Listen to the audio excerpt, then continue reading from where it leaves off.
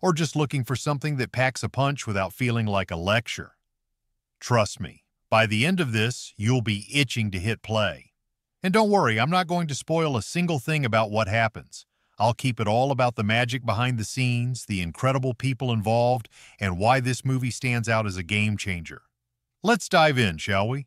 First off, let's set the stage. The Big Short hit theaters in a limited release on December 11, 2015, and then went wide on December 23, 2015, right in time for the holiday season. It was distributed by Paramount Pictures, and it runs for a solid 130 minutes. That's about 2 hours and 10 minutes of pure engagement. It's rated R for pervasive language and some sexuality and nudity, so it's geared toward adults who can handle sharp dialogue and real-world grit.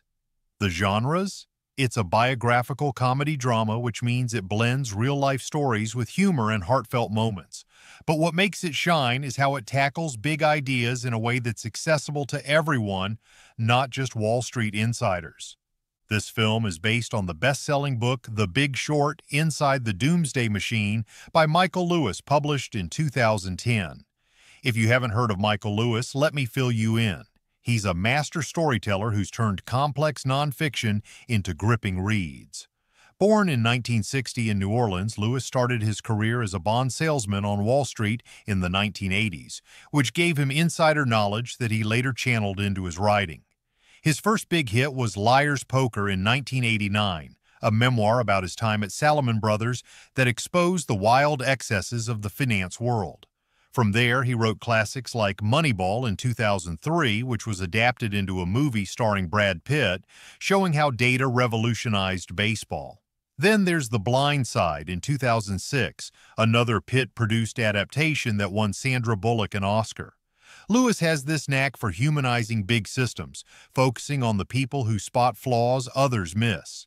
His books have sold millions, and he's contributed to magazines like Vanity Fair and the New York Times Magazine.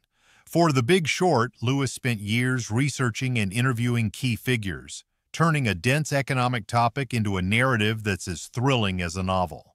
The movie captures that essence perfectly, making you feel like you're getting the inside scoop without the jargon overload. If you've read the book, the film enhances it. If not, it's a great entry point to Lewis's world.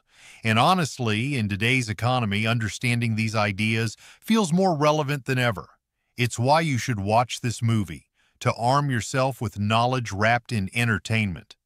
Now let's talk about the visionary behind the camera, director Adam McKay. Born in 1968 in Denver, Colorado, McKay got his start in comedy, co-founding the Upright Citizens Brigade and writing for Saturday Night Live from 1995 to 2001, where he penned sketches for stars like Will Ferrell. He and Ferrell became a dynamic duo, collaborating on hits like Anchorman, The Legend of Ron Burgundy in 2004, Talladega Nights, The Ballad of Ricky Bobby in 2006, Step Brothers in 2008, and The Other Guys in 2010. McKay's style was all about absurd humor and improvisation, but with The Big Short, he pivoted to something deeper. This was his first major dramatic outing, and it earned him an Oscar nomination for Best Director. What makes his approach so compelling here is how he uses comedic tools like quick cuts, on-screen text, and direct addresses to the camera to break down complicated concepts.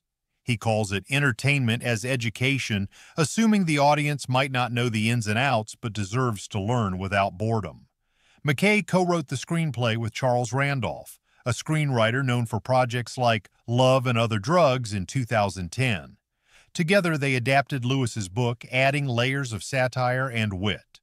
Their script won the Academy Award for Best Adapted Screenplay at the 88th Oscars in 2016, beating out strong contenders. They also